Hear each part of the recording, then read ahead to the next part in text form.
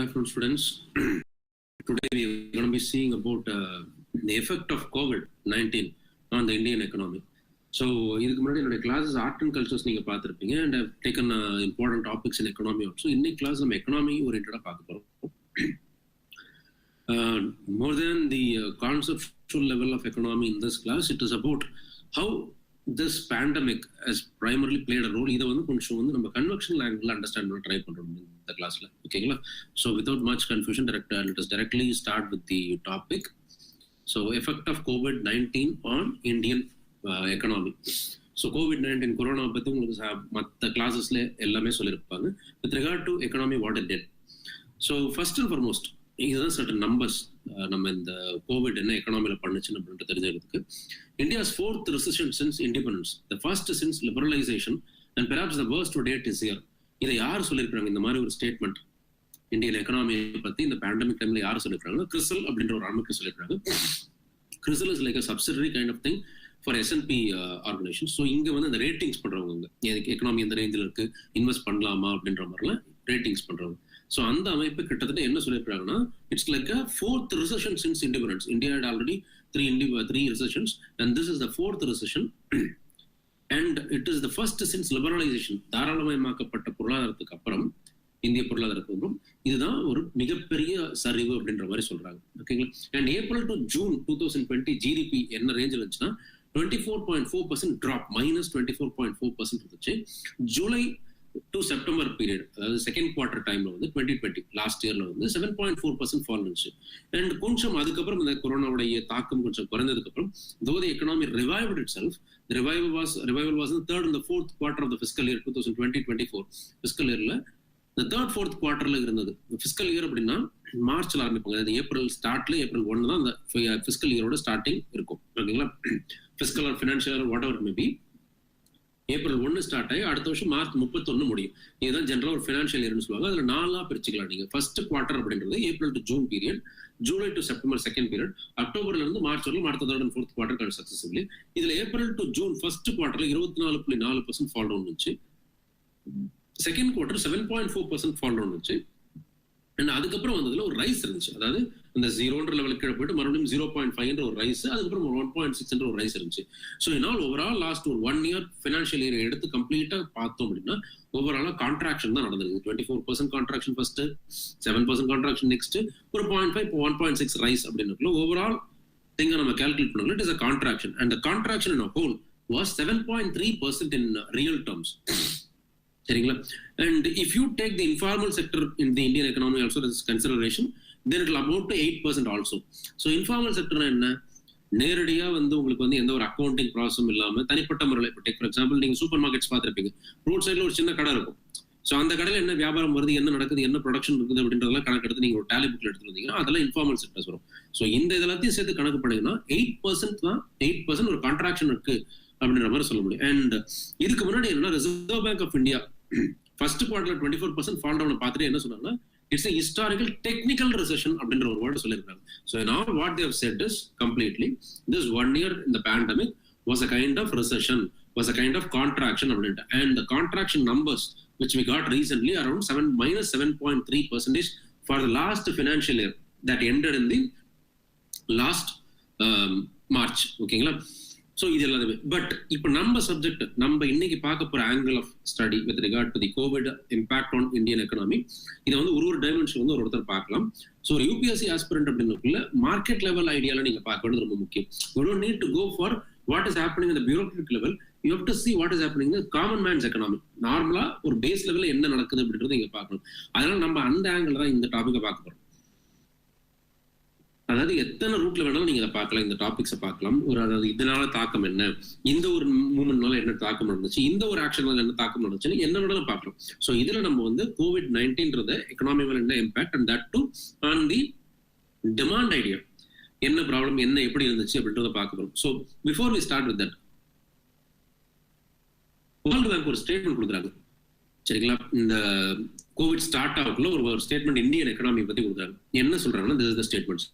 It magnified the pre-existing risk to the Indian economy outlook. What did they say?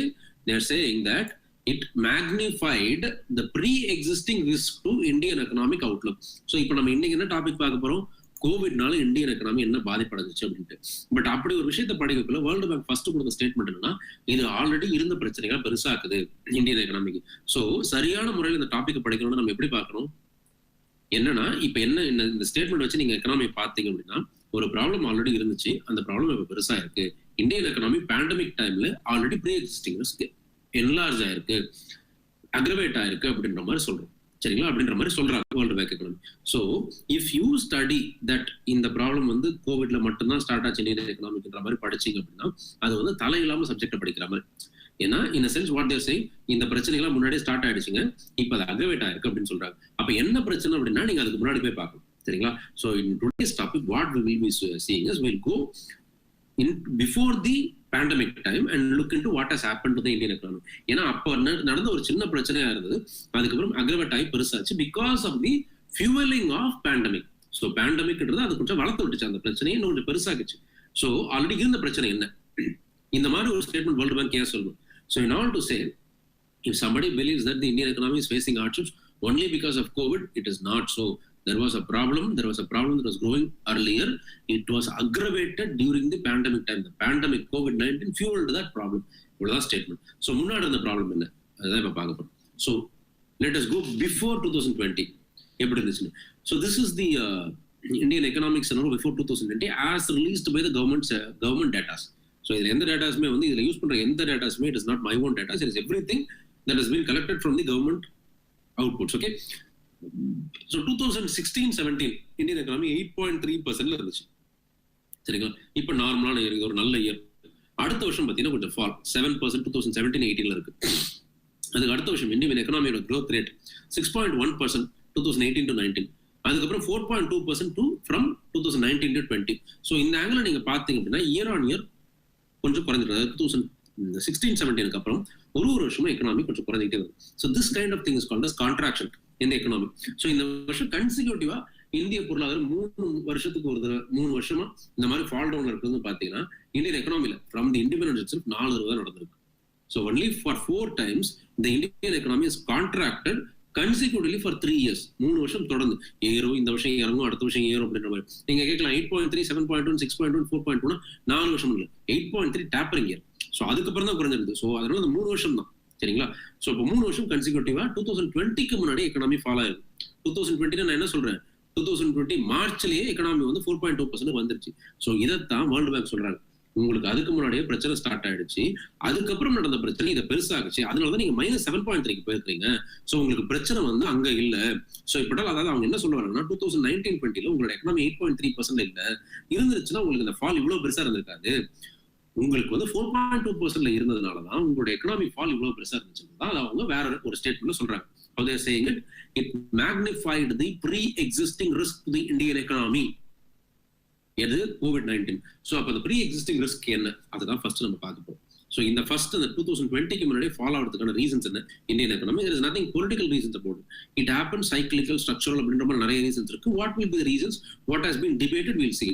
So இப்போ 1947க்கு அப்புறம் before 2020 Indian economy 1958 1966 1973 1980s இந்த டைம்ல contraction ஆயிருக்கு. the biggest drop was in the 1980 5.2% drop.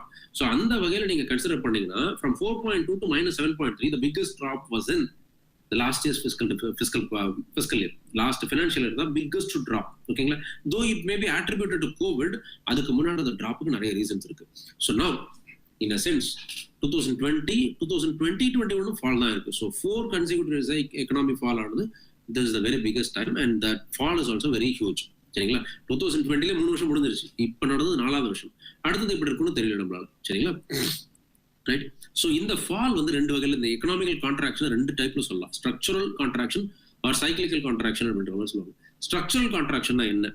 Structural contraction ஒரு technical change நடக்குது, ஏதோ ஒரு விஷயம் லைட் எக்கனாமியில மாறுது அப்படின்னா structurally there will be lot of job losses that will be happening. Take for example typewriters use பண்ணிட்டு இருந்ததுல கம்ப்யூட்டர் ஒர்க்ல there will be job losses happening. New technologies ஒர்க்ல job losses நடக்கும். நெக்ஸ்ட் சைக்கிளிக்கல் அப்படின்றது என்னன்னா வந்து ஒரு குறிப்பிட்ட காலத்துல இந்த இடத்துல பிசினஸ் இருக்காது. இப்போ டேக் ஃபார் எக்ஸாம்பிள் நீங்க ஜூஸ் ஷாப் எடுத்துக்கோங்க. ஜூஸ் ஷாப் வந்து சம்மர்ல வியாபாரம் இருக்கும், விண்டர்ல பெரிய வியாபாரம் நடக்காது. ஸோ இது ஒரு சைக்கிளிக்கல். இந்த சைக்கிள் ரிட்டர்ன் ஆகிட்டே இருக்கும் அப்படின்ற மாதிரி இருக்கும். So this is cyclical. So இந்தியாவோட எக்கனாமிக்கல் ரீசன்ஸ் வந்து இந்த சைக்கிளிக்கலா ஸ்ட்ரக்சரலா அப்படின்ற ஒரு டிபேட்லயும் நிறைய யோசிச்சாங்க. And finally they ended up the understanding that the government had during that time was it was a supply side problem. Supply side bottlenecks நம்ம கண்ட்ரோல் பண்ணிட்டா இந்தியன் எக்கனாமி வளர்ந்துரும் அப்படின்ற மாதிரி. இதை எப்படி அவங்க இந்த ஒரு ஜட்ஜ்மெண்ட்டுக்கு போறாங்க அப்படின்னா, கிராஸ் கேபிட்டல் ஃபார்மேஷன், ஓகேங்களா? கிராஸ் ஃபிக்ஸட் கேபிட்டல் ஃபார்மேஷன் அப்படின்னா என்ன அப்படின்னா, இந்த வருஷம் புதுசா எவ்வளவு பில்டிங்ஸ் உருவாக்குறாங்க ஒரு கம்பெனிக்காக, எத்தனை பில்டிங்ஸ் புதுசா கட்டுறாங்க, எத்தனை புதுசா கேபிட்டல் ஃபார்மேஷன்ஸ். இப்போ வந்து டேக் ஃபார் எக்ஸாம்பிள் தொழிலாளர்கள் வேலை பார்க்கறதுக்காக ஒரு புது கட்டடங்கள் உருவாக்கணும், புது பில்டிங்ஸ் கட்டணும் அப்படின்ற மாதிரி இருக்கு. ஸோ கிராஸ் கேபிட்டல் ஃபார்மேஷன் இதுதான் பேஸ் பண்ணி சொல்லுவாங்க எவ்வளவு ஃபார்ம் ஆயிருக்கு அப்படின்ற மாதிரி. இந்த கிராஸ் கேபிட்டல் ஃபார்மேஷன் அந்த ஒரு 2019 முன்னாடி கண்டினியூஸா 3 வருஷம் ஃபாலோ ஆயிருக்கு. ஸோ 3 வருஷம் குறைஞ்சிட்டே வருது. அதாவது புது பில்டிங், புது கட்டடங்கள், புது விஷயங்கள் உருவாக்குறதுக்கான கலோக்கியல் டேர்ம்ஸ்ல சொல்றேன், இட்ஸ் நாட் சோ, பட் உங்களுக்கு அண்டர்ஸ்டாண்டிங்காக சொல்றேன். இந்த மாதிரி புதுசா உருவாகிற விஷயங்கள் குறைஞ்சிக்கிட்டே வருது. ஸோ இப்ப கவர்மெண்ட் என்ன யோசிக்கிறாங்கன்னா, இது ஏன் குறையுது அப்படின்னு யோசிக்கிறாங்க. அவங்களோட அண்டர்ஸ்டாண்டிங் என்னவா இருக்கு அப்படின்னா, இவங்களுக்குலாம் வந்து அதாவது இவங்களுக்கு வந்து இந்த பில்டிங்கை கட்டுறதுக்கான காசு இவங்க கிட்ட கையில இல்லையோ இந்த முதலாளிகள் கிட்ட அப்படின்ற மாதிரி ஒரு அண்டர்ஸ்டாண்டிங் போறாங்க. So can you get it? நீங்க ஃபேக்டரி நடத்திட்டு இருக்கிறீங்க, நீங்க ஏன் லாஸ்ட் 3 வருஷம் ஏன் புது பில்டிங், புது கெப்பாசிட்டி அடிஷன்ஸ் எதுவுமே நீங்க பண்ணல? ஒரு 100 பேர் எக்ஸ்ட்ரா வேலைக்கு சேர்ப்பீங்களா நீங்க, ஏன் அதெல்லாம் ஏன் பண்ணல அப்படின்ற மாதிரி ஒரு ரிப்போர்ட் வரக்குள்ள கவர்மெண்ட் என்ன யோசிக்கிறாங்க அப்படின்னா, ஓகே அந்த முதலாளிகிட்ட காசு இல்ல போல இருக்கு, அதனால நம்ம வந்து இந்த கேபிட்டல் அடிஷன்ஸ் பண்ணல அப்படின்ற மாதிரி நினைச்சுக்கிட்டு இவங்க என்ன பண்றாங்கன்னா, கார்பரேட் டாக்ஸை ஃபர்ஸ்ட் கட் பண்றாங்க. The Government of India slashed the corporate tax in September 2019. ஓகேங்களா? And this was expected to promote the investment and boost economy. ஓகேங்களா? அவங்களோட எய்ம் என்ன? கேபிட்டல் ஃபார்மேஷன் பண்ணணும்னா இன்வெஸ்ட்மெண்ட் வேணும். கேபிட்டல் ஃபார்மேஷன்னா இன்வெஸ்ட்மெண்ட் வேணும். இன்வெஸ்ட்மெண்ட் இல்லாதனால தான் கேபிட்டல் ஃபார்மேஷன் நடக்கல. அதனாலதான் வந்து எக்கனாமி ரைஸ் ஆகலையோ, புதுசா வேலை யாருக்கும் கிடைக்கலையோ அப்படின்ற மாதிரி யோசிச்சுட்டு, ஸோ கேபிட்டல் ஃபார்மேஷன் நடக்கணும்னா இன்வெஸ்ட்மெண்ட்டை கையில் எடுத்துட்டு போவோம் அப்படின்னு சொல்லிட்டு கவர்மெண்ட் ஒரு ரெஸ்பான்ஸ் இருக்காங்க. என்னன்னா, கார்பரேட் டாக்ஸ், உங்களுக்கான டாக்ஸை நாங்கள் கட் பண்ணிடுறோம், ஒரு 1 லட்சம் கோடி கிட்ட கட் பண்ணிடுறோம், நீங்க அந்த பணத்தை யூஸ் பண்ணி முதலீடா யூஸ் பண்ணி நீங்க புதுசா ஃபேக்டரிகளை எக்ஸ்பேண்ட் பண்ணுங்க அப்படின்றாங்க. இது ஒரு பக்கம். இன்னொரு பக்கம் ஆர்பிஐ என்ன பண்றாங்க, அவங்களோட இன்ட்ரெஸ்ட் ரேட் எந்த வகையான இன்ட்ரெஸ்ட் ரேட்டையும் மாத்தல, இல்ல ஸ்டேபிளா வச்சிருக்காங்க, இல்ல குறைக்கிறாங்க. இன்ட்ரெஸ்ட் ரேட் அப்படின்றது என்ன? இப்போ டேக் ஃபார் எக்ஸாம்பிள் ஒரு சிம்பிளா ஒரு பேங்க்ல போயிட்டு நீங்க கடன் வாங்குறீங்க, எத்தனை % வட்டியில் நீங்க அந்த கடன் வாங்கலாம் அப்படின்ற மாதிரி யோசிக்கிறீங்க பாத்தீங்களா? அந்த விஷயத்துக்கு பேர் தான் இன்ட்ரெஸ்ட் ரேட். ஸோ இப்போ ஒரு ஆர்பிஐ வந்து கம்மியா வைங்க அப்படின்னு சொன்னா உங்களுக்கு வந்து கடன், அந்த தொழிலுக்கான கடன் வந்து ரொம்ப சிம்பிளான இன்ட்ரெஸ்ட் ரேட்ல கிடைக்கும். Okay, so this way the RBI reduce the interest rate because they felt that with the lowest rate of interest people ready to get the money. ரொம்ப கம்மியான வட்டி விகிதத்துல பணத்தை வந்து பேங்க் கொடுக்குறது கிடையாதுன்னா நீங்க கொஞ்சம் யோசிப்பீங்களா, ஓகே இப்பயே வாங்கிடலாம்ப்பா, வட்டி ரொம்ப கம்மியா இருக்கு அப்படின்ற மாதிரி யோசிப்பீங்க. ஸோ அப்ப அந்த பணத்தை வாங்கி என்ன பண்ணுவீங்க, ஏதாச்சும் ஒரு இன்வெஸ்ட்மெண்ட் பண்ணுவீங்க. ஸோ இந்த sense both RBI and governments measure till September 2019 September 2 வரையும் எப்படி இருந்துச்சுன்னா இவங்களோட ஐடியா எப்படி இருந்துச்சுன்னா, இன்வெஸ்ட்மெண்ட்டை ப்ரமோட் பண்ணா கேபிட்டல் ஃபார்மேஷன் ஆகும், புது பில்டிங்ஸ் வரும், இல்ல புது கைண்ட் ஆஃப் வேலைகளுக்கு ஆள்கள் எடுப்பாங்க இதனால. ஸோ இதனால எக்கனாமி வளரும் அப்படின்ற மாதிரி இந்த ஆங்கிள் எக்கனாமிக் ரெஸ்பான்ஸ் இருந்துச்சு. Okay, they studied this, they understood by the idea of gross fixed capital formation. இந்த இடத்துல படிச்சுட்டு அவங்க இந்த மாதிரி ஒரு ஐடியா எடுத்துக்கிறாங்க. ஓகேங்களா? So this is a very good move in books. So இந்த மாதிரி நிறைய சப்ளை சைட் பாட்டில்நெக்ஸ் நிறைய இருந்துச்சு இந்தியன் எக்கனாமில. அதெல்லாம் ரிமூவ் பண்ண ட்ரை பண்ணாங்க and they have removed it successfully also. Take for example ease of doing business அப்படினு ஒரு தொழில் தொடங்குறதுக்கு எவ்வளவு நாள் ஆகும் ஸ்டார்ட் பண்றதுக்கு, ஒரு எக்ஸ்பான்ஷன் பண்றதுக்கு எவ்வளவு நாள் ஆகும், கவர்மெண்ட் பேப்பர்ஸ்லாம் எவ்வளவு நாள் மூவ் ஆகும், இதான் ஈஸ் ஆஃப் டூயிங் பிசினஸ் அப்படின்னு சொல்லுவாங்க. டேக் ஃபார் எக்ஸாம்பிள் ஒரு புது இடத்துல போய் நீங்க ஒரு ஃபேக்டரி ஆரம்பிக்கிறீங்க, you have every rights to start the factory and you have investments and all. So current வரதுக்கு எத்தனை நாள் ஆகுங்க, இதுக்கெல்லாம் டேட்ஸ் இருக்கு பாத்தீங்களா, அதுதான் ஈஸ் ஆஃப் டூயிங் பிசினஸ். இப்ப 6 மாசம் கழிச்சு வந்துச்சுன்னா நீங்க வந்து 6 மாசம் உங்க பிசினஸ் வெயிட் பண்ண ஆகணும். ஸோ இந்த மாதிரி நிறைய விஷயத்தை கரெக்ட் பண்ண ஆரம்பிச்சாங்க. ஓகேங்களா? And this correction is really needed. This was really needed for Indian economy because 1991 red tapism வந்து இன்னமும் ப்ரொலாங் ஆயிருக்கு இந்த மாதிரி விஷயங்கள்ன்றத கிளியரா சொல்லுவாங்க. So the government needed measures of this. But unfortunately இந்த கிராஸ் ஃபிக்ஸட் கேபிட்டல் ஃபார்மேஷனுக்கு இது காரணம் கிடையாது. அதாவது கவர்மெண்ட் அப்ரூவல் கொடுக்காதனாலேயோ இல்ல அவங்க கிட்ட பணம் இல்லாதனாலேயோ புது பில்டிங்கை அவங்களால கட்ட முடியலன்றது ப்ராப்ளம் கிடையாது. They had the investment, but unfortunately there was something else was the reason. அதாவது அந்த புது பில்டிங்கோ இல்ல புதுசா ஆட்களை வேலைக்கு ஏன் அந்த நிறுவனங்களுக்கு சேர்க்கல அப்படின்னா நம்ம என்ன நினைச்சிட்டு இருந்தோம், அவங்க கிட்ட முதலீடு இல்லை, அவங்க கையில பணம் இல்லை, அதனாலதான் அவங்க இதெல்லாம் எதுவும் பண்ணலன்னு நினைச்சிட்டு இருந்தோம். பட் அது காரணம் இல்லை. அதே மாதிரி அவங்க புதுசா பில்டிங் கட்டாம இருக்கிறதுக்கு காரணம் வந்து அரசாங்கம் வந்து அந்த டிராக் இருக்கு, டிலே இருக்கு சில பேப்பர் ஃபார்முலேஷன்ஸ்ல அப்படின்றது காரணம் இல்லை அப்படின்றது இப்ப தெரியும். எப்படின்னா in reality கேபிட்டல் யூட்டிலைசேஷன் அப்படின்றது ஒன்று இருக்கு. அப்படின்னா என்ன? இப்போ டேக் ஃபார் எக்ஸாம்பிள், நீங்க ஒரு ஹோட்டல் நடத்துறீங்க, ஹோட்டல் பிசினஸ் நடத்திட்டு உங்க ஹோட்டல்ல வந்து 10 ரூம்ஸ் இருக்கு, சரிங்களா? இப்போ நீங்க வந்து இப்போ வெளியில இருந்து பார்க்கல, ஏன்பா நல்லா தான் ஹோட்டல் மெயின் ஏரியால தான் இருக்கு, இன்னும் 2 ரூம் 4-5 ரூம் போட்டு அவன் வந்து இது பண்ணணுமே, டாக்ஸை குறைச்சா அந்த 2 ரூம் கட்டிடுவான்ல, அவனுக்கு கடன் கொடுத்தா அந்த 2 ரூம் கட்டிடுவான் இல்லை அப்படின்ற மாதிரி வெளியில இருந்து நம்ம பார்ப்போம். அப்ப கொடுத்தா அவன் நல்லா இன்னும் பிசினஸ் பேருக்கு இன்னும் நிறைய லாபம் வரும், நல்லா டாக்ஸ் கட்டுவாங்க அப்படின்ற மாதிரி வெளியில இருந்து பார்த்துட்டு சொல்லுவோம். ஆனா உள்ள போய் பார்த்ததுக்கு அப்புறம் தான் தெரியுது அந்த 10 ரூம்லயே ஆள் வரல அப்படின்ட்டு. ஸோ இப்போ நீங்க 10 ரூம் வச்சிருக்கிற ஹோட்டல் கட்டிருக்கீங்க அப்படின்னா, இன்னும் 2 ரூம் கட்டுறதுக்கு நான் வெளியில இருந்து பார்க்கல, நான் யோசிக்கிறேன், நல்ல ஹோட்டல் இருந்து மெயின் ரோட்ல இருந்து எல்லா இடத்துலயுமே நல்லா இருக்கு, இன்னும் ஒரு 2 ரூம் இருந்துச்சுன்னா இன்னும் நிறைய பேர் வருவாங்கல்ல, அவன் ஏன் அந்த 2 ரூம் போடாம இருக்கலாம் அப்படின்னு யோசிக்கிறேன். ஒருவேளை அவங்ககிட்ட காசு எல்லாம் கொடுக்குது, சரி டாக்ஸ் எல்லாம் கட் பண்றது அவனுக்கு, அவனுக்கு வந்து லோன்ஸ் கொடுங்க அப்படின்ட்டு. ஸோ இது வெளியில இருந்து பார்த்து இது ஒரு மெஷர்ன்ற நம்ம நினைச்சு I make the money to be spent. But உள்ள போய் பார்த்தா தெரியுது 10 ரூம் ஆல்ரெடி இருந்ததுக்கே ஆள் வரல, சரிங்களா? 10 ரூமே ஃபில் ஆகலாம். ஸோ அப்போ எதுக்கு புதுசா 2 room? This is what is called as capital utilization, capacity utilization. So இருக்கிற கெப்பாசிட்டி முதல்ல யூட்டிலைசேஷன் ஆகலன்னா நான் ஏன் புதுசா இண்டஸ்ட்ரியல் யூனிட்ஸ் போட போறேன்? ஒரு ஃபேக்டரியில there is only 10 units. If the 10 units are not going to be functioning, then what is the necessity of adding 2 more units? Then that investment is wrong investment, right? Correct இல்லையா? 10 unit இருக்கு, 10 unit நல்ல full கெப்பாசிட்டியில ஓடிட்டு இருக்கு, இன்னும் 2 unit போடுறதுக்கு இடமும் இல்லை, பணமும் இல்லை, கவர்மெண்ட் ப்ராப்ளம்ஸ் இருக்கு அப்படின்னா அப்ப 2 யூனிட்ஸ்க்கு ஏதாச்சும் நான் வந்து ஈஸி பண்ணி கொடுக்கலாம். ஆல்ரெடி ஓடிட்டு இருக்கிற 10 யூனிட்ஸ் ஃபுல்லா ஓடலன்றதுனால தான் அந்த பிசினஸ் பிளேயர்ஸ் வந்து இன்னும் 2 யூனிட் போடல. So it is that it is not the investment was not a problem. அவங்க கிட்ட அந்த கெப்பாசிட்டி புதுசா ஃபார்ம் பண்றதுக்கு இன்வெஸ்ட்மெண்ட் அவங்களுக்கு ப்ராப்ளமா இல்லை. அவங்களுக்கு ப்ராப்ளம் அந்த கெப்பாசிட்டி யூஸ் ஆகல, 10 யூனிட்டுமே ஃபுல்லா ஓடலன்னா நான் இதுக்கு புதுசா 2 போடணும் அப்படின்னு. So this was the reason for cross capital fixed capital formation. So இப்போ புரியுதுங்களா உங்களுக்கு? கிராஸ் ஃபிக்ஸட் கேபிட்டல் ஃபார்மேஷன் கம்மியானதுக்கு காரணம் இன்வெஸ்ட்மெண்ட் இல்லாதனால கிடையாது. அதாவது புதுசான பில்டிங் உருவாக்குறது, சிம்பிள் டேர்ம்ஸ்ல சொல்றோம், ஒரு ஃபேக்டரியில புதுசா பில்டிங் உருவாகுறதுக்கு இருக்கிறதுக்கு காரணம் அவங்க கிட்ட பணம் இல்லாதது கிடையாது, ஆல்ரெடி இருக்கிற பில்டிங் முழுசா அவங்க யூஸ் பண்ணல இன்னும், அதுக்கப்புறம் அதுக்குள்ளார எதுக்கு அவங்க புது பில்டிங் போட போறாங்க? இதுதான் ரீசன்.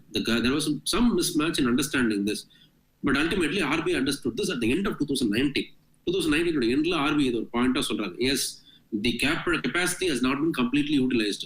So இதுதான் நீங்க பாக்குற சார்ட். எப்படி வந்து அந்த கெப்பாசிட்டி டவுன் ஃபால் அந்த yellow bars பாருங்க, அந்த பார் கிராஃப்ல ஒரு மாதிரி brownish yellow இருக்கு பாத்தீங்களா, அதுல எப்படி ஃபால் இருக்கு பாருங்க. ஸோ கன்சிக்யூட்டிவா இந்தியாவோட கெப்பாசிட்டி யூட்டிலைசேஷன் ஃபால் ஆகுது. ஏன் கெப்பாசிட்டி யூட்டிலைசேஷன் ஃபால் ஆகுது?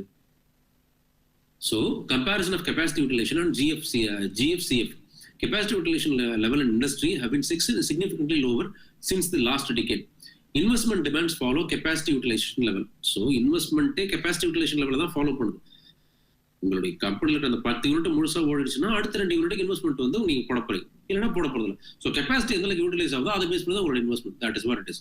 Okay, firms will only invest if they can utilize the existing capacity, right தானே?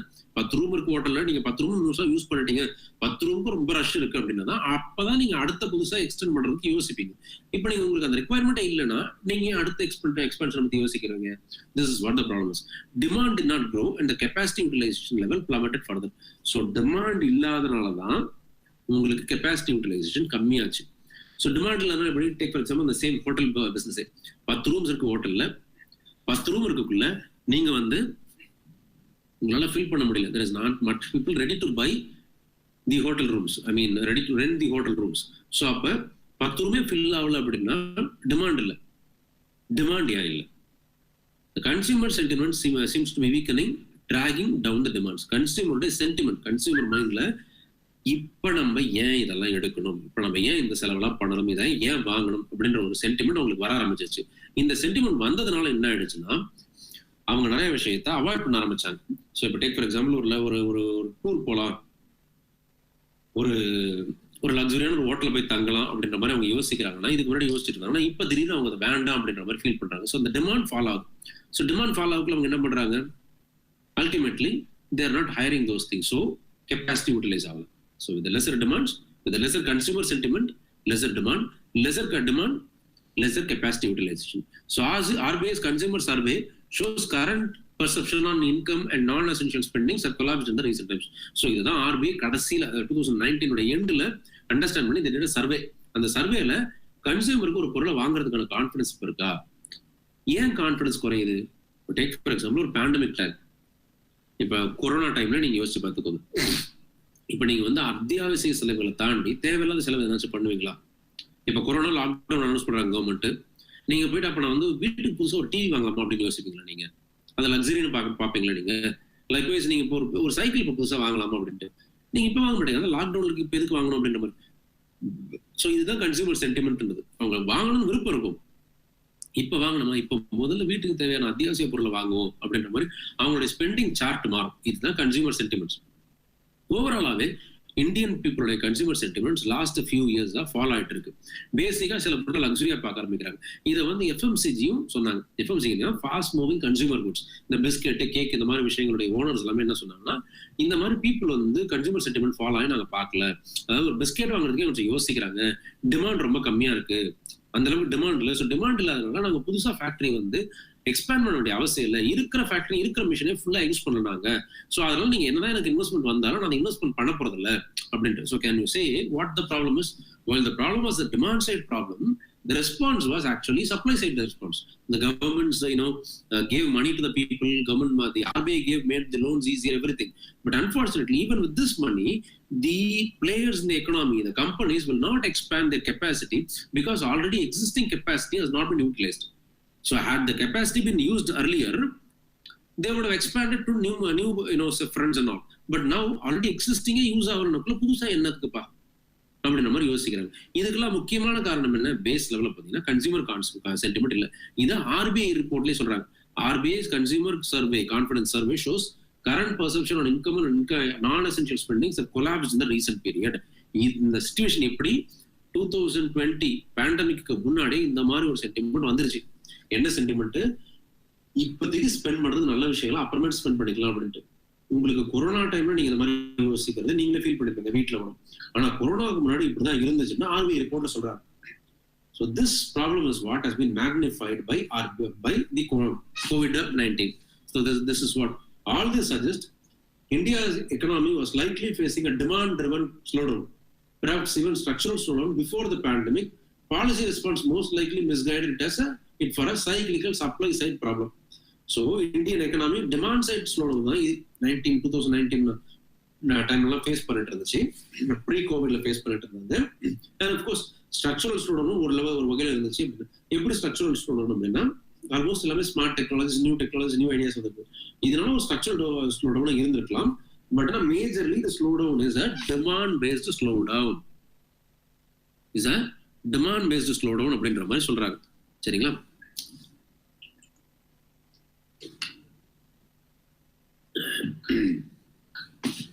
So with this, there is one thing that is proved beyond doubt, that we had a problem, and the problem was demand-driven problem.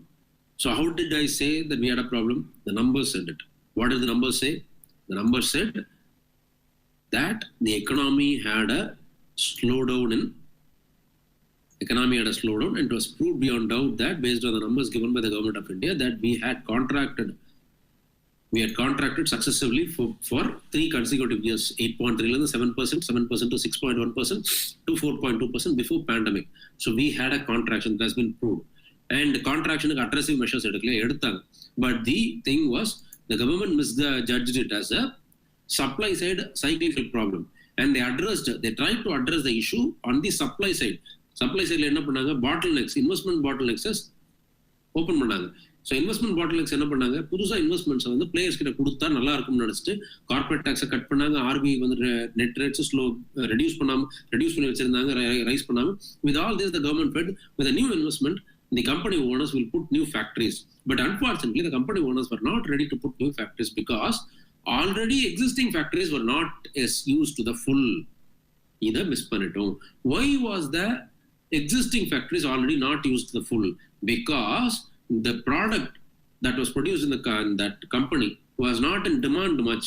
Just not that company, every company-ஓட ப்ராடக்ட்டும் அந்த அளவுக்கு மார்க்கெட்ல demand இல்லை.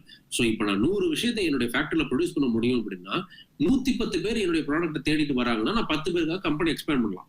100 விஷயத்தை produce பண்றதுக்கான machine எல்லாம் நான் வச்சிருக்கேன். ஆனால் ரெக்வயர்மெண்ட்டே 50 தான் இருக்கு. 50 பேர் தான் வாங்குறதுக்கு வராங்க. அப்போ ஆல்ரெடியே என்னுடைய இது வந்து நான் ஓவர் ப்ரொடக்ஷன் பண்ணிட்டு இருக்கேன். இப்போ நான் எதுக்கு எக்ஸ்பேன்ஷன் பண்ண போறேன்? So ultimately the problem was demand-driven problem. So இப்போ கோவிட் என்ன பண்ணுச்சு? It magnified this pre-existing risk to the Indian economy. இந்த விஷயத்தை எக்ஸ்கிரிவேட் பண்ணிச்சு கோவிட். ஓகே, ஸோ டிமாண்ட் ட்ரிவன் ப்ராப்ளம்க்கு என்னென்ன ரீசன்ஸ் அப்படின்ற மாதிரினா demonetization, GST and its implications. So these things had a huge impact on the informal sectors. ஏன்னா இன்ஃபார்மல் செக்டர்ஸ் அப்படின்னா இப்போ ரோட்ல இருக்கிற சின்ன கடையெல்லாம் போய் பாக்குறீங்க அப்படின்னா அவங்களுக்கு இந்த மந்த் மணி தேவைகள் அப்படின்றது அடுத்த மந்த்துக்கு என்ன தேவைன்றது இந்த மந்த் அவங்க எடுக்கணும். ஒரு சின்ன ஒரு MSME செக்டர் இருக்கிறவங்க, ஒரு சின்ன பொட்டி கடை வச்சிருக்கிறவங்க அடுத்த மாசம் என்ன அவங்களுடைய முதலீடுன்றது இந்த மாசம் லாபத்தை பொறுத்து. So these things got impacted. In addition to that, non-performing assets of the banks, that was because of the chronic capitalism, functioning of banks like PNB மாதிரி பஞ்சாப் நேஷனல் பேங்க் மாதிரி பேங்க்ஸ் வந்து பேங்க்ல அவங்க மக்கள் போட்ட பணத்தை திருப்பி எடுக்க விடாம நிறைய ரெஸ்ட்ரிக்ஷன்ஸ் இனிஷியேட் பண்ணாங்க. Because the bank had misuse the certain areas அப்படின்ற மாதிரி. So because of that the banks were imposed with certain restrictions that the people cannot take the money. All these things created a confusion in the people. The consumer sentiments, எங்களுடைய பணத்துக்கு ஒரு guarantee இல்லையோட ஒரு ஃபியரை மக்கள் create பண்ணது. Of course, the government has taken measures right now. It has increased the insurance level for every deposit. That is very good measure.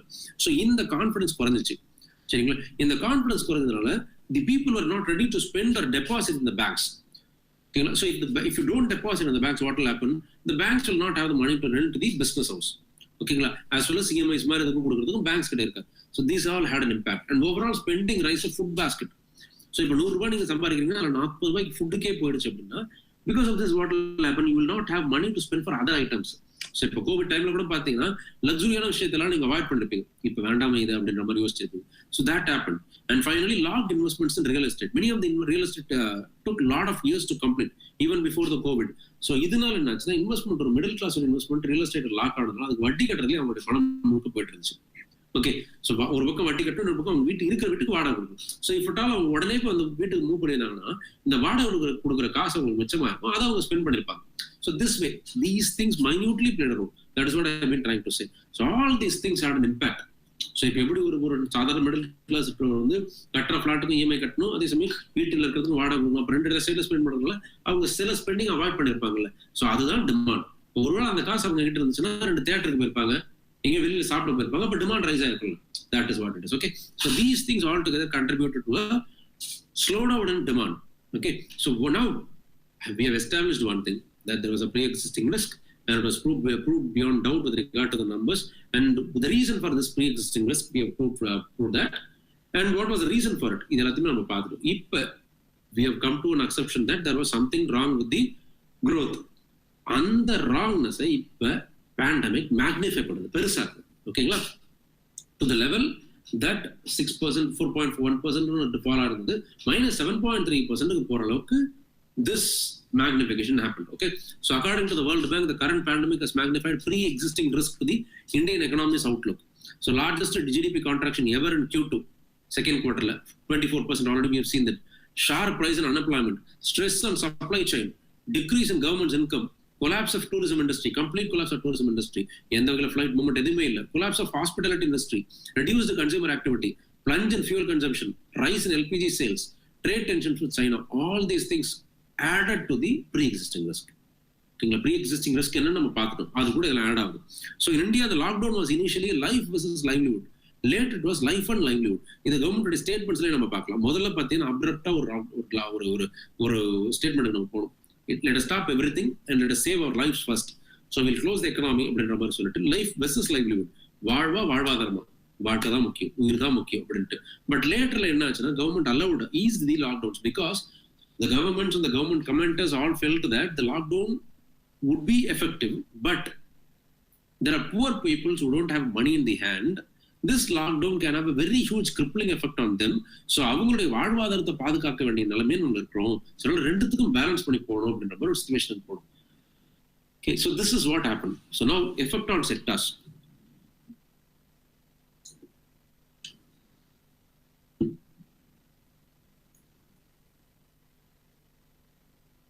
So COVID happened. After the COVID and during the COVID, what all the sectors faced the problems? So let us see that in detail. So instead of looking overall, let us go sector wise. கொஞ்சம் ஈஸியா பார்த்தலாம், அதே சமயம் கொஞ்சம் detail elaboration இருக்கும்.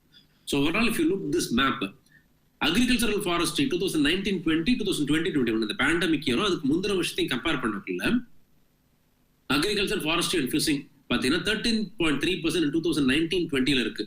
ஓகேங்களா? the same number, I'm sorry guys, yeah. இந்த இடத்துல நீங்க நல்லா பாத்தீங்க அப்படின்னா அக்ரிகல்ச்சர்ல 13.3% போன வருஷத்துக்கு முந்தின வருஷம் இருக்கு. அது வந்து லாஸ்ட் இயர் 17.8% ரைஸ் ஆயிருக்கு. ஸோ கிராஸ் வேல்யூ அடிஷன் மொத்தமான மதிப்பீடு எவ்வளவு ஆட் ஆயிருக்குன்னா அக்ரிகல்ச்சர் ஃபீல்ட்ல மட்டுமே தான் 17.8% ரைஸ் ஆயிருக்கு. போன வருஷத்துக்கு பேண்டமிக்கு முன்னாடி பேண்டமிக் இயருக்கு அப்புறமும் அந்த ரைஸ் இருந்திருக்கு. மீதி எல்லா துறையிலையும் பாத்தீங்கன்னா மைனிங் அண்ட் குவாரிங்ல பாத்தீங்கன்னா அப்படியே இருந்திருக்கு. 2.2 2.8 2.8 இருந்தது. மேனுஃபேக்சரிங் 17.5% 13.8% இருக்கு. கன்ஸ்ட்ரக்ஷன் 7.9% 5.1% இருக்கு. ட்ரேட், ஹோட்டல், டிரான்ஸ்போர்ட், கம்யூனிகேஷன் 19.1% 13.1% இருக்கு. அண்ட் அஃப்கோர்ஸ் இந்த ஃபீல்ட்ல வந்து கம்யூனிகேஷன் தான் கொஞ்சம் ஹெல்ப் பண்ணுச்சு.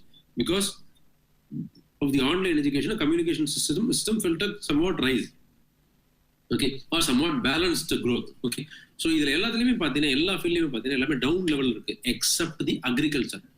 So sector wise Indian economic performance during the year of pandemic நம்ம பார்த்தோம் 2020-21 financial yearல பார்த்தோம் அப்படின்னா except the agriculture, fishery, forestry sector, every other sector has contracted. The gross value addition to every sector was lesser than the previous year.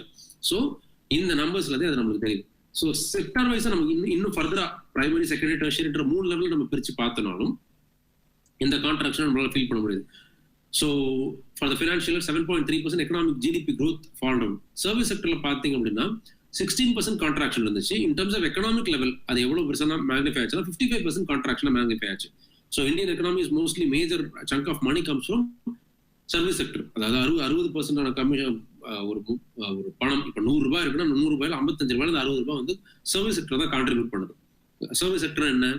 ID, ITS, bank, hotel etcetera etcetera இந்த மாதிரி விஷயங்கள் தான், education இந்த மாதிரி விஷயங்கள் தான் service sector. இது அந்த IT, information technology and ITS இந்த செக்டர் வந்து ஆல்மோஸ்ட் இந்தியன் எக்கனாமிக்கு 55% to 60% கான்ட்ரிபியூஷன் பண்ணுது.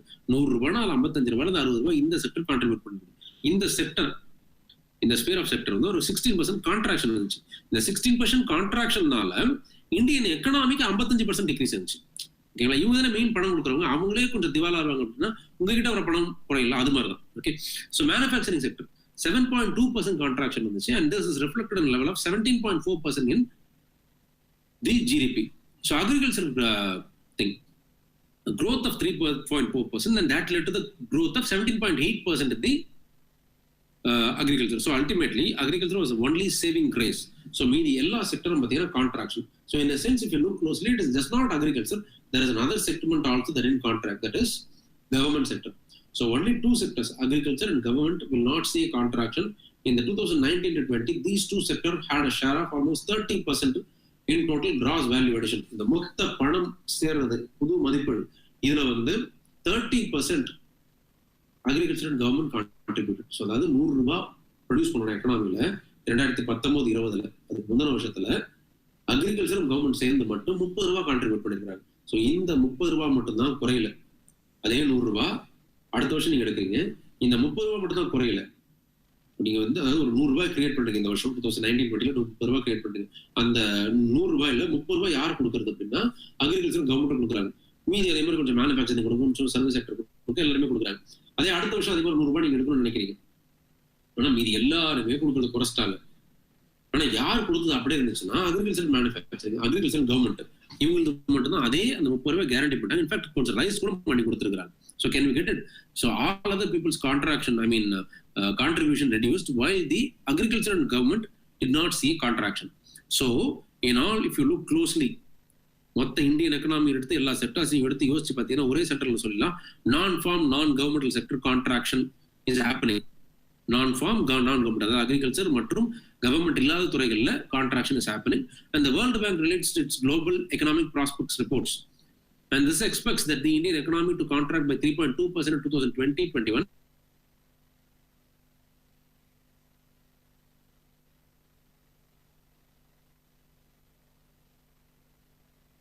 In 21, moderate recovery to 3.1% in 21-22. Once again, guys. So according to the World Bank report, 2021-22 GDP will be less than that what it was in 2019-20. So இப்போ நம்ம 2020-21 fall ஆயிட்டோம், மறுபடியும் 2021-22 rice ஆகணும். இந்த rice வந்து 2019 level நம்ம என்ன இருந்தோமோ அதை விட கீழே தான் இருக்கும். ஸோ இப்போ 2019 லெவலுக்கு ரைஸ் ஆகி அதுக்கப்புறம் தான் நம்ம அதுல இருந்து growth யோசிக்கும். So can you get it? We have a fall, we have to rise back, we have to land, and then from there we have to rise. So in the reaching the earlier levels எப்போ நடக்கலாம் அப்படின்னா 2021-22 நடக்கிறதுக்கான possibility இருக்கு, provided the other waves of corona are not that stronger and that problematic. அப்படி இல்லைன்னா 2019 லெவல்ல என்ன economy இருந்துச்சோ அதை நம்ம ரீச் பண்ணிடலாம் அப்படின்ற மாதிரி சொல்றாங்க. Okay, so the effect of contraction. So இப்போ வந்து செக்டார் வைஸா நம்ம பார்த்தோம். செக்டார் வைஸா பார்க்கக்குள்ள அக்ரிகல்ச்சர் கவர்மெண்ட் தவிர மீதி எல்லா செக்டர்ஸ்லுமே கான்ட்ராக்ஷன் இருக்கிறதுக்கான பாசிபிலிட்டிஸ் இருக்கு. அண்ட் வி ஃபெல்ட் இட் அப்படின்ற மாதிரி. That is nothing wrong. It happens, every country is facing such kind of thing only. So now இதே கான்ட்ராக்ஷன் ஸ்டேட் வைஸா பார்க்கணும் அப்படின்னா ரொம்ப சிம்பிள். எந்தெந்த ஸ்டேட் எவ்வளவு பெரிய லெவலில் அஃபெக்ட் ஆயிருக்காங்கன்னா ரொம்ப சிம்பிளா சொல்லலாம். இப்போ நம்ம ஆல்ரெடி ஒரு விஷயத்தை ப்ரூவ் பண்ணிட்டோம். என்னது? நான் ஃபார்ம் நான் கவர்மெண்ட் தவிர மீதி எல்லாம் கான்ட்ராக்டா இருக்கு. அதாவது அக்ரிகல்ச்சர் மற்றும் கவர்மெண்ட் ஸ்பெண்டிங் தவிர மீதி எல்லா ஏரியாஸுமே கான்ட்ராக்டா இருக்கு அப்படின்னு. ஸோ இப்போ ஸ்டேட்ஸ் நம்ம எப்படி பிரிக்கணும்னா எந்தெந்த ஸ்டேட் எந்தெந்த துறையில அதிகமா இருக்கு. இப்போ எந்த ஸ்டேட்ல விவசாயத்துடைய பங்கு அதிகமா இருக்கு, எந்த ஸ்டேட்ல விவசாயத்துடைய பங்கு கம்மியா இருக்கு மொத்த எக்கனாமில. Not saying that agriculture is not happening. ஓகேங்களா? அந்த எந்த ஸ்டேட்ல விவசாயத்துல இருந்தா மேஜரான மணி வருது, இன்னொரு ஸ்டேட்ல விவசாயத்துல இருந்து மேஜரான மணி வரும். பட் ஆனால் மற்ற ஸ்டேட் இதோட அதிகமாக கான்ட்ரிபியூட் பண்ணும். So you can ask me, அப்போ வந்து ஒரு ஸ்டேட்ல விவசாயத்துல நிறைய வந்துச்சுன்னா அந்த ஸ்டேட் வந்து ரொம்ப நல்ல ஸ்டேட் அப்படின்னு அப்படி கிடையாது. இப்போ டேக் ஃபார் எக்ஸாம்பிள், தமிழ்நாட்டுடைய ஒரு எக்கனாமி மொத்த எக்கனாமி வந்து 1000 rupees அப்படின்ற மாதிரி வச்சுக்கிட்டீங்க அப்படின்னா அதுல வந்து அக்ரிகல்ச்சர் ஒரு 100 rupees கான்ட்ரிபியூட் பண்ணுது. ஸோ பர்சன்டேஜ் பார்த்தீங்கன்னா 10% தான் கான்ட்ரிபியூஷன் அப்படின்ற மாதிரி. But 100 rupees is very huge. இன்னொரு ஸ்டேட் எக்ஸ்னு வச்சுக்கோங்க. I don't want to mention any of that kind of state. இன்னொரு ஸ்டேட் எக்ஸ், இது ஒரு பெரிய ஸ்டேட். இந்த ஸ்டேட்ல இருந்து அக்ரிகல்ச்சர் கான்ட்ரிபியூஷன் அவங்க எக்கனாமிக்ல பாத்தீங்கன்னா ஆல்மோஸ்ட் 70% இருக்கும். இது இப்படி பெர்சன்டேஜ் சொல்லக்கூட ரொம்ப பெருசா இருக்கிற மாதிரி இருக்கும். பட் அவங்களுடைய அக்ரிகல்ச்சர் அவங்களுடைய மொத்த எக்கனாமி 150 rupees தான். அந்த 150 rupeesல 100 rupees அக்ரிகல்ச்சர் கான்ட்ரிபியூட் பண்ணும். அப்ப தமிழ்நாட்டுல 10% வந்து அக்ரிகல்ச்சர் இருக்கிறதுக்கும் அங்க 70% அக்ரிகல்ச்சர் இருக்கிறதுக்கும் பெரிய டிஃபரன்ஸ் இல்லையே. பட் ஆனா தமிழ்நாட்டில் என்னன்னா மீதி செக்டர்ஸ்ல நிறைய கான்ட்ரிபியூட் பண்ணுது. So in a sense our agriculture is not below that state. Percentage வைஸா பார்க்கல இது 10%, அது 70% இருக்கு. இதுதான் சதவீதத்தை வச்சு பார்க்கணும் நடக்கிற காமெடி. சரிங்களா? புரியுதுங்களா உங்களுக்கு? அதாவது தமிழ்நாட்டுல 100 ரூபாய்க்கு அக்ரிகல்ச்சருக்கு மொத்த கான்ட்ரிபியூஷன் இருக்கு, இன்னொரு ஸ்டேட்ல 100 ரூபாய்க்கு மொத்த கான்ட்ரிபியூஷன் இருக்கு. ஆனா அந்த ஸ்டேட்ல வேற எந்த துறையிலும் இல்லாதனால அக்ரிகல்ச்சர் தான் மேஜர் பிளேயர் அப்படின்ற மாதிரி ஃபீல் ஆகுது. அக்ரிகல்ச்சர் நல்ல வருமானம், இங்கேயும் நல்ல வருமானம், அங்கேயும் நல்ல வருமானம். பட் அந்த மீதி இருக்கிற செக்டர் கான்ட்ரிபியூஷன் கம்மியா இருக்கிறனால அங்க 70% அக்ரிகல்ச்சர் அப்படின்ற மாதிரி ஃபீல் ஆகுது. இங்க மீதி நிறைய செக்டர்ஸ் இருக்கிறதுனால ஸோ அக்ரிகல்ச்சரோட கான்ட்ரிபியூஷன் கம்மியா இருக்கிற மாதிரி இருக்குது in terms of percentage, not in terms of value. பண மதிப்பீட்டுல, அதாவது எவ்வளவு பணம் அக்ரிகல்ச்சர் உருவாக்குறதுல கம்மி கிடையாது, ஆனா அந்த சதவீதமாகக்குள்ள கம்மியா இருக்கிற மாதிரி இருக்குது. This is what it is. So in sense overall 1100 ரூபாய் வச்சிருக்கிற ஒரு எக்கனாமிக்கு மற்ற செக்டர்ஸ் ஒர்க் ஆகலன்னா கொஞ்சம் பெரிய லாஸ் மாதிரி தான் தெரியும். ஓகேங்களா? But at the same time அதுக்காக இந்த அக்ரிகல்ச்சர் பேஸ் பண்ணிருக்கிற செக்டர்ஸ் எல்லாம் நல்லா பெர்ஃபார்ம் பண்ணிட்டு இருக்கு, அங்க அவங்களுக்கு கான்ட்ராக்ஷனே இல்லைன்னா அப்படின்னா it's not that you can say that very happy. Because இப்போ டேக் ஃபார் எக்ஸாம்பிள், அந்த 150 ரூபாய் எடுத்து ஒரு ஸ்டேட் சொன்னல, அங்க வந்து நான் ஃபார்ம் நான் செக்டர்ல அந்த மீதி 50 ரூபாய் வரல அப்படின்னா பெரிய கான்ட்ராக்ட் இருக்காது, 70% ரன்னிங்ல இருக்கே அப்படின்ற மாதிரி இருக்கும். பட் அவங்களுடைய மொத்த வருமானமே ரொம்ப கம்மி. சரிங்களா? இங்க மொத்த வருமானம் ரொம்ப அதிகம், மற்ற செக்டர்ஸ் இருக்காங்க ரொம்ப டிராஸ்டிக் டவுன் இருக்கிற மாதிரி இருக்கும். But they will rebound. This is the idea you need to get it. Okay, for example, non farm non governmental sector share 86% gross state value added by the Delhi government. இதுல மற்ற ஃபீல்ட்ல இப்போ டெல்லிக்கு வந்து எடுக்கிறீங்க அப்படின்னா வெறும் 14% தான் ஃபார்ம் அண்ட் கவர்மெண்ட் செக்டர்ல இருந்து கான்ட்ரிபியூஷன், மீதி 86% மற்ற செக்டர் இருந்து. இதையே அருணாச்சல் பிரதேஷ்க்கு எடுத்தோம் அப்படின்னா ஆல்மோஸ்ட் 62% உங்களுக்கு வந்து அக்ரிகல்ச்சர் செக்டர்ல இருந்தா கான்ட்ரிபியூஷன் எக்கனாமிக்கு, 38% தான் மற்ற செக்டரோட கான்ட்ரிபியூஷன். மத்திய பிரதேஷ்ல 56% பை நான் ஃபார்ம் செக்டர்ஸ். ஸோ ஒரு ஸ்டேட்டுக்கு வேரி ஆகும். தமிழ்நாடு மாதிரி ஸ்டேட்டுக்குலாம் பார்த்தீங்கன்னா 70 to 80% contribution is from non farm to non governmental sector. So in if you see as a whole இந்த மற்ற செக்டரோட கான்ட்ரிபியூஷன் அப்ரப்டா கோவிட் டைம்ல ஸ்டாப் ஆனதுனால இல்ல கம்மியானதுனால ஓவராலா அந்த ஸ்டேட்டுக்கு வந்து கொஞ்சம் எக்கனாமி டவுன் ஆன மாதிரி ஃபீல் ஆகும். But it will rebound. But the truth is, these states which had a contribution mostly from non-farm, non-governmental sector had major problem. Okay, fine. So agriculture, which is primary driver of rural economy, provides employment to 58% of our population, continue to grow. This is proved. Agriculture further benefited from good monsoon and cheaper and higher availability of labor. So already வந்து இந்த நகரங்கள்ல இருந்து இந்த migrant labours வந்து ஊருக்கு போனாங்கல்ல, அவங்களால labour வந்து கொஞ்சம் ஈஸியா அவைலபிள் ஆச்சு விவசாயத்துறையில. ஸோ இதனால சீப்பாவே லேபர் கிடைச்சிச்சு. இதனால 10 பேர் வேலை செய்து ரெடியா இருக்கும், நம்ம வந்து காசு கம்மியாக கொடுக்கலாம் அவங்களுக்கு, they'll be ready to work. So that happened. And in addition to that, good monsoon, நல்ல மழை, இதெல்லாம் சேர்ந்து contributed to the government economy. சரிங்களா?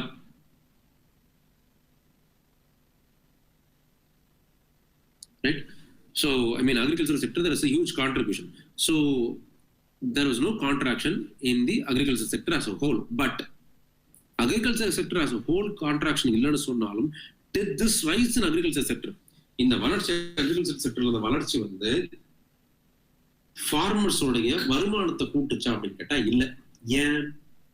ஏன்னா மத்த துறைகள்ல வருமானம் குறைஞ்சிச்சு இல்ல, மத்த ஃபீல்ட் எல்லாத்தையும் வருமானம் குறைஞ்சிச்சு இல்ல, அதனால இந்த அக்ரிகல்ச்சர் குட்ஸ் வாங்க வேண்டியவங்க கையில காசு இருக்காதுல்ல. அப்ப என்ன ஆகும்? இவங்க கிட்ட காசு இருக்காது, இவங்க கிட்ட வாங்க மாட்டாங்க. சோ புரியுதுங்களா உங்களுக்கு? அதாவது நீங்க வந்து அக்ரிகல்ச்சர் விவசாயி, நீங்க நல்லா உற்பத்தி பண்ணி உங்களுக்கு எல்லாமே நல்ல வசதியா இருக்கு. ஆனா உற்பத்தி பண்ணது நீங்க எடுத்து போய் சிட்டில விற்கணும் அப்படின்னா சிட்டில உங்ககிட்ட காசு இல்லை. அப்ப உங்ககிட்ட வாங்குறது உங்ககிட்ட எப்படி பொருள் வாங்குவான்? So that to the agriculture sector as a income level problem. வருமான ரீதியான ப்ராப்ளம் இருக்கு. செக்டர்ல ப்ராப்ளம் இல்லை, பட் வருமான ரீதியான ப்ராப்ளம் இருக்கு. And next, agriculture sector also suffers structural unemployment due to reverse migration. So இப்போ ஆல்ரெடி நம்ம சொன்ன மாதிரி தான், இப்போ 5 பேர் விவசாயத்துல வேலை பார்த்துட்டு இருந்தாங்க அப்படின்னா அந்த விவசாய கூலிகளுக்கு வந்து 100 ரூபாய் கொடுத்துட்டு இருந்தாங்க அப்படின்னா இப்போ வந்து ஊர்ல இருந்து வந்தவங்களா இருக்காங்கல்ல, ஒரு 20 பேர் 30 பேர் வந்துருவாங்க. ஸோ இப்போ இதோட 10 பேர் தான் ரெடியா இருந்தாங்க விவசாய தொழில் பண்றது, விவசாயத்துல போய் இதுல வேலை பண்றது. இப்போ இன்னொரு 20 பேர் கூட வந்துட்டாங்க, 30 பேர் இருக்கிறாங்க. ஸோ 30 பேர் சேர்ந்து வேலை பண்றதுக்கு ரெடியா இருக்கிறாங்க. அப்ப என்ன ஆகும்?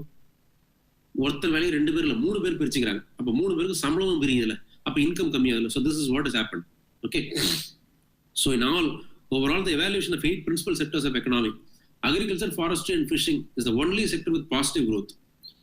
Financial, real estate, professional services, construction, internal trade, tourism, transport, communication sectors are relatively less badly affected and should recover in a reasonable time.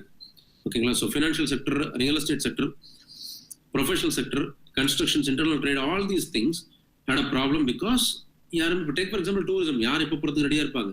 Internal trade, constructions, வேலைகள் இப்போ வெளியே வந்து வேலை பண்ண முடியாது கோவிட்னால. ஸோ இந்த ட்ரேட்ஸ் எல்லாமே, ரியல் எஸ்டேட் முதல் இந்த ட்ரேட் எல்லாமே அப்புறம்ட்டா கொஞ்சம் பேட்லி எஃபெக்ட் ஆயிருச்சு. But there is a possibility that they'll be recovering easily because as soon as the lockdown ends, the construction labor will resume the work. But the recovery is still more. That field also will depend on the industrial and consumer demands. So மக்கள் வாங்கணும் இல்லை செய்யணும்னு விருப்பப்பட்டாதான் இந்த தொழில்களையும் வளர்ச்சி இருக்கும். ஏன்? Take for example tourism.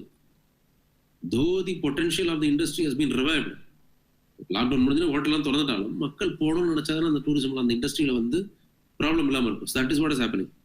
Electricity, gas, water and public utility services and public demand administration, defense and other services are likely to get back to normalcy sooner than other sectors. Of course, electricity, the water, தண்ணி, government services இதெல்லாம். But the problem is இந்த செக்டர்னால economy புல் பண்ண முடியாது. இதெல்லாம் செலவுகள் மாதிரி. Electricity, water, public utility services, public administration, defence, all these things will definitely get back to normalcy as soon as the COVID or pandemic ends. But இந்த இதனால பொருளாதார ரீதியா இந்திய பொருளாதாரத்தை வளர்ச்சி பாதைக்கு எடுத்துட்டு போக முடியாது. Financial sector, real estate sector இதெல்லாம் வளர்ந்தாதான் வெளியில இருந்து மணி நம்மளுக்கு வர ஆரம்பிக்கும். சரிங்களா? So this is what has happen to the sector wise. So in all agriculture தவிர இது எந்த ஃபெயிலியர் growth இல்லை. Even agriculture this a problem. Wage income, wage வந்து ஃபாலோ ஆயிட்டு இருந்துச்சு. Now we'll study the effect of COVID with regard to rural and urban in terms of economy. So rural areas முதல்ல பார்த்துருவோம். rural areas a major issue என்ன அப்படின்னா migrant exodus or reverse migration. So இதனால என்ன ஆச்சுன்னா already நம்ம வந்து 2020 ஜனவரியில் எடுத்து பார்த்தீங்கன்னாலே வேஜஸ் ஃபாலோ ஆகிட்டு இருக்கு. ஆல்மோஸ்ட் 3.5% கிட்ட ஃபாலோ இருக்கு. அதாவது ஒரு கிராமத்தில் இருக்கிற ஒருத்தருடைய வருமானம் வந்து குறைஞ்சிக்கிட்டே வந்திருக்கு. ஓகேங்களா? இது கூட சிட்டியில வேலை பார்த்துருந்தவங்களும் வேலையெல்லாம் போயிட்டு கிராமத்தில் இருக்கிற வேலை பார்த்துருக்கவங்களோட வேலையை எடுத்தா என்ன ஆகும்? That is what happened. Okay, reverse migration, rural distress squeezing agricultural labor. Okay, more than 60% of the village income came from a non-farm jobs outside village in UP. So உத்தர பிரதேஷ்ல ஒரு 100 ரூபாய் ஒரு வில்லேஜ் வந்து உருவாக்குறாங்க அப்படின்னா அதுல 60 ரூபாய் வெளியில இருந்து வந்திருக்கு. ஸோ இப்போ இந்த 60 ரூபாய் கட் ஆயிடுச்சு, மீதி 40 ரூபாய் தான் இருக்கு. ஸோ அந்த வில்லேஜ்ல இருக்கிற 100 ரூபாயில 40 ரூபாய் தான் அந்த ஊர்ல ப்ரொடியூஸ் ஆச்சு, மீதி 60 ரூபாய் வெளியூர்ல இருந்து வந்துச்சு. இப்போ அந்த 60 ரூபாய் கட் ஆயிடுச்சு. இப்போ இந்த 40 ரூபாய்க்கும் இவ்வளவு பேர் வந்திருக்காங்க, அவங்க போட்டி போட்டுப்பாங்க. So what will happen? You can imagine how less income the people in the hand will have. So migrant remittance had a share of 35% in Bihar gross state domestic GDP. Okay, so அதாவது Bihar state GDP ல 35%, almost 35% வெளியில இருந்து contribute ஆகுது, வேற ஸ்டேட்ல இருந்து வருது. So all these things will affect the household level consumption. So இது எல்லாத்தையும் பார்த்தீங்கன்னா ஒருத்தருடைய கையில் இருக்கிற காசு ரொம்ப கம்மியாகும். ஸோ அப்போ அல்டிமேட்டாக அவங்க எப்படி ஸ்பெண்ட் பண்ணுறாங்களோ ஒருத்தர் வீட்லேயும் அஃபெக்ட் பண்ணும். This will further squeeze earnings and subsequently demand. So இது ஓவராலாக என்ன பண்ணும், இந்த பணம் கையில் இருக்கிறது, வருமானம் குறையிறது எல்லாமே குறைஞ்சிச்சுன்னா இன்னும் டிமாண்டை குறைக்கும். ஆல்ரெடி டிமாண்ட் எங்கே குறைஞ்சி, ஆல்ரெடி குறைஞ்சிருச்சு. 2019-20 டிமாண்ட் குறைஞ்சிருச்சு. இது இன்னும் ரூரல் டிமாண்டை குறைச்சிடும். Now coming to urban areas.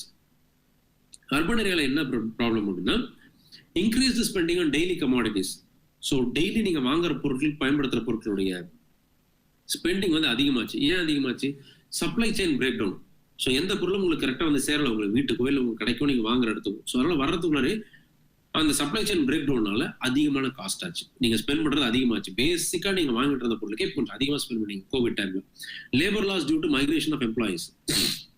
So சில கம்பெனிஸ் வந்து ஒர்க் பண்ணிக்கலாம் அப்படின்ற மாதிரி ஒரு சுச்சுவேஷன் இருந்துச்சுனாலும் they were not able to work because labour வந்து போன லேபர்ஸ் திருப்பி வரல.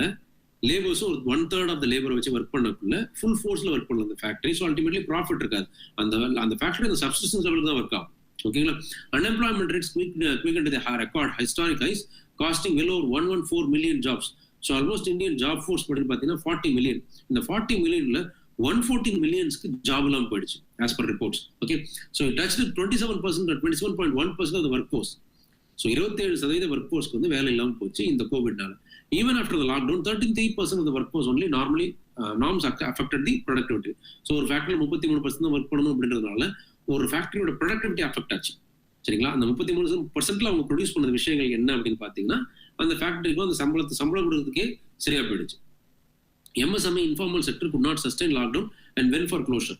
ஸோ இது ஏன் அப்படின்னா, ஒரு MSME செக்டரோ இல்லை ஒரு சின்ன சின்ன செக்டர்ஸ் எல்லாமே வந்து இந்த மாதம் எடுக்கிற லாபத்தை தான் அடுத்த மாதம் முதலீடாக போடுவாங்க. இப்போ அது அவங்களுக்கு இல்லாமல் போயிடுச்சு.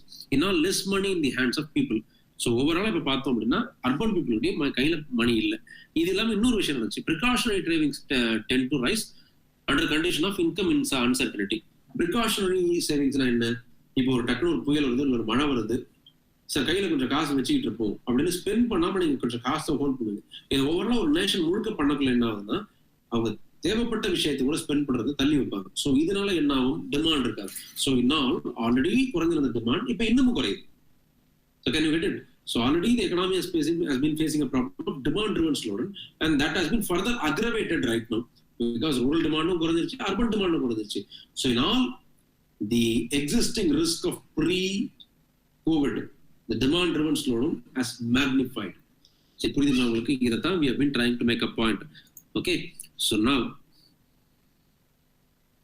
this can be furthermore verified by numbers. So cash crunch இருந்துச்சா இல்லையான்ட்டு. Ratio of household bank deposit to GDP. பேங்க்ல GDP லெவல்ல நீங்க வந்து பாத்தீங்க அப்படின்னா எவ்வளவு பணம் இருந்துச்சு அப்படின்னா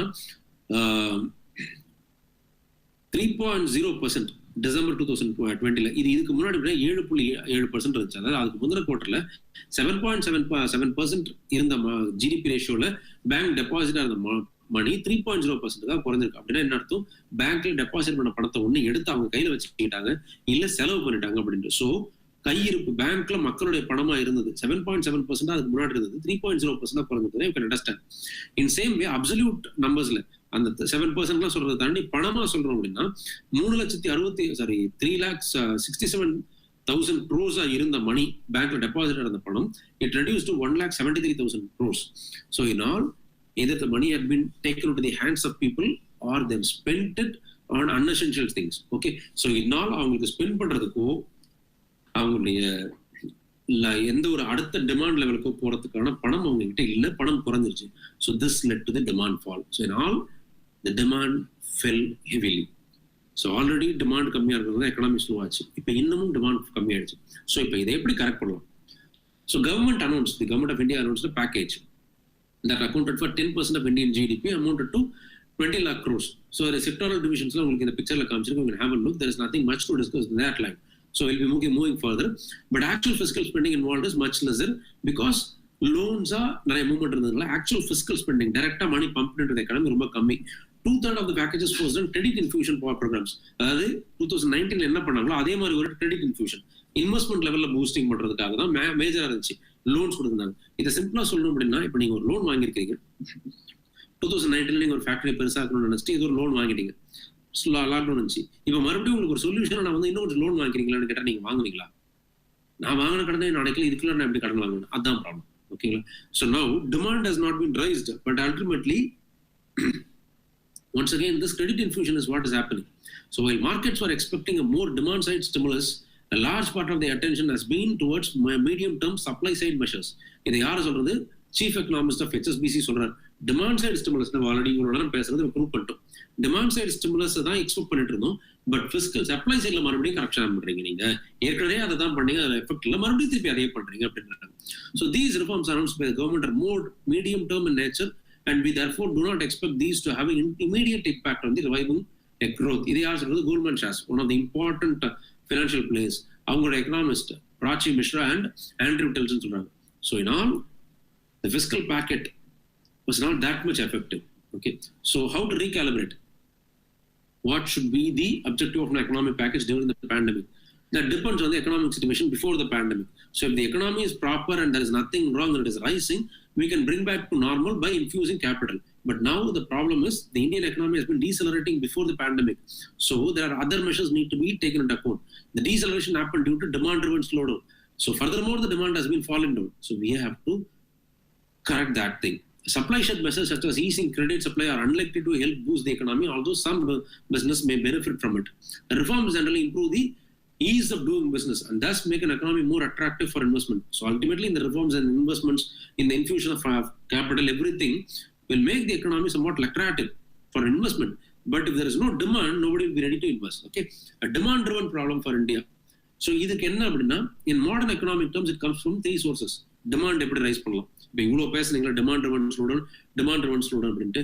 இந்த டிமாண்ட் ட்ரிவன் ஸ்லோடவுன் எப்படி கரெக்ட் பண்ணலாம்? there are three ways to correct it in a modern economy. One is domestic consumption, இன்னொன்று எக்ஸ்போர்ட்ஸ், இன்னொன்று இன்வெஸ்ட்மெண்ட்ஸ். ஸோ இந்த மூணு வகையில் டிமாண்டை நம்ம அதிகமாக்கலாம்.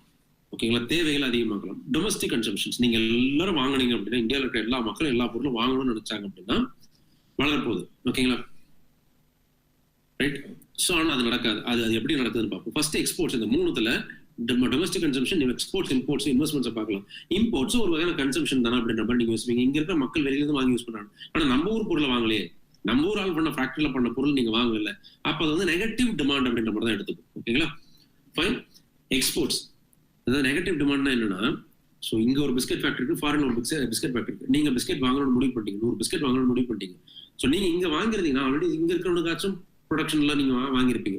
ஸோ அவனுக்கு புதுசா எதுவும் ப்ரொடியூஸ் ஆகணும், ஆல்ரெடி இருந்த இதுக்கு சப்ளை பண்ணணும். பட் நீங்க இங்க வாங்குறதுக்கு பதிலா நீங்க வந்து ஃபாரின்ல வாங்கினீங்கன்னா என்ன ஆகுது, இங்க விற்க வேண்டிய 100 பிஸ்கெட்டை கம்மி பண்றீங்க. சரிங்களா? ஸோ நெகட்டிவ் தானே அது, ரைட்டுங்களா? That is what is negative demand. So exports, அந்த மூணு விஷயத்துல எக்ஸ்போர்ட்ஸ்க்கு என்ன problem? Multilateral trading regime jeopardy. So நிறைய இப்போ நம்ம பார்த்துட்டு இருக்கோம் ரீசன்ட் டைம்ஸ்ல multilateral trading regimes. Even WTO is under jeopardy. Rise of protectionism with the advent of Trump like people, and the protectionism was very huge. Trade wars, shock and pandemic, exports are unlikely to revive anytime soon because of all these things. Inability of exports to boost growth like they did in pre-2008 period is a structural shock. Okay, so all these things pre-2008 க்கு முன்னாடி அந்த financial problem வந்ததுக்கு முன்னாடி இருந்த growth திருப்பி reverse ஆகல. So this way economy is not helping us to come out. So consumption, domestic consumption 60% comes from certain group of people only. Okay, right? Almost the 60% consumption has a fall down. This mostly most of the consumption came from rich people. Almost 80% consumption came from rich people, 20% people. So the 20% people மட்டுமே நம்பி நம்ம demand rise பண்ணிக்கலாம் அப்படின்னா it's not going to happen. Any kind of policy cutback will affect them. Okay, so this 20% alone cannot help us. So only investment as a driver of growth. Ultimately investment மட்டும்தான். So demand for capital growth good is dependent on demand. Unless business see further growth or future growth in domestic demand or exports, they will not invest. So investment வராது. ஏன்னா ஃபர்தரா ஒரு growth இருந்தாதான் அவங்க invest பண்ண போறாங்க. Demand domestic டிமாண்டாச்சும் இருக்கணும், இல்லைன்னா அவங்க பண்ண போறாங்க. So this exactly is what is happening in India. There is no necessary for investment because there is no demand.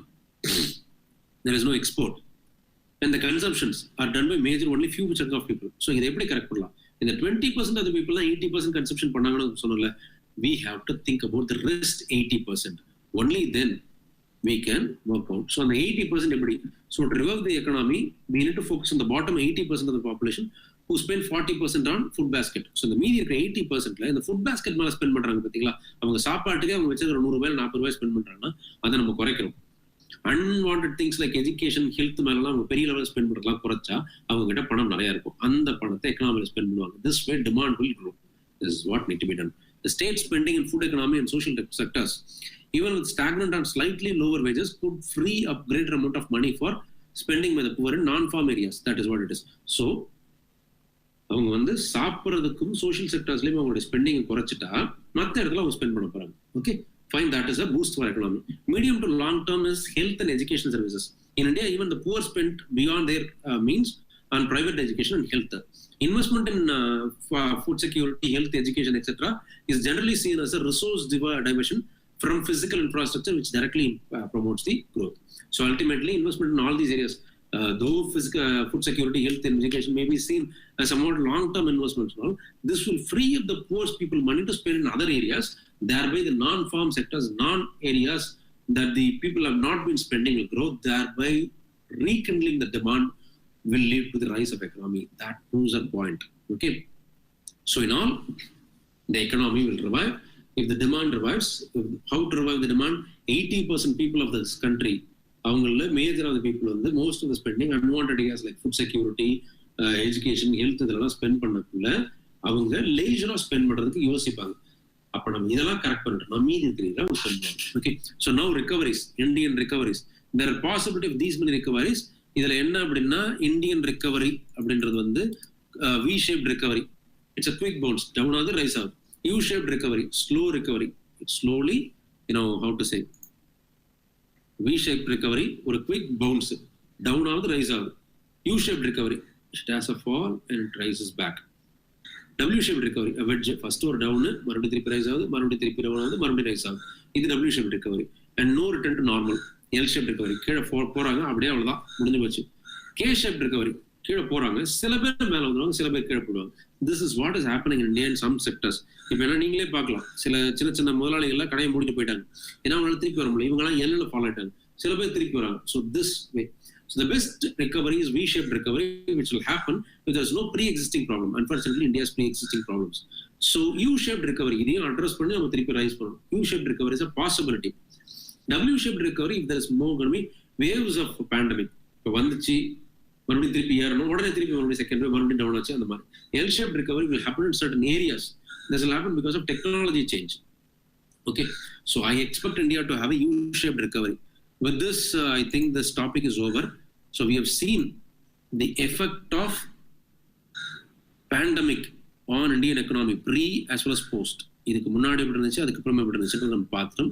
With this, we'll close the class for today. If there is any questions, any doubts, you can put it in the comments, guys.